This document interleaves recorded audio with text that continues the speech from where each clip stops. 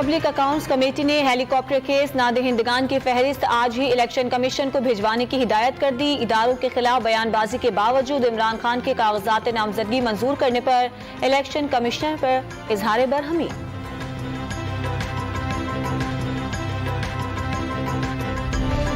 Medical college entry test ताहुक्म सानी मुलतवी करने का ऐलान। वफाकी वज़ीर सेहत अब्दुल कादिर पटेल ने वजह हालिया सैलाब की तबाहकारियों को करार दे दिया। प्री मेडिकल के लिए दरकार 65% नंबरों में 10% की छूट भी दे दी।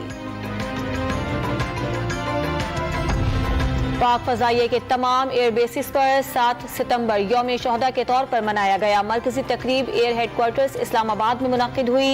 Air vice marshal Zaeem Afzal ने सरबराह पाक फजाइये की जानिब से राशिद मिन्हास की कब्र पर फूलों की चादर चढ़ाई और फातिहा खानी की।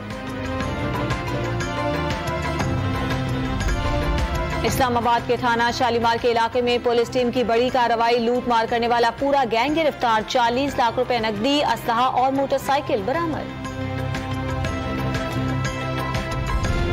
खैबर पख्तूनख्वा में पुलिस एहलकारों पर दौरान ड्यूटी स्मार्टफोन के इस्तेमाल पर पाबंदी आयद। सेंट्रल पुलिस यूनिट ने तमाम सरबराहान को हिदायत जारी कर दी।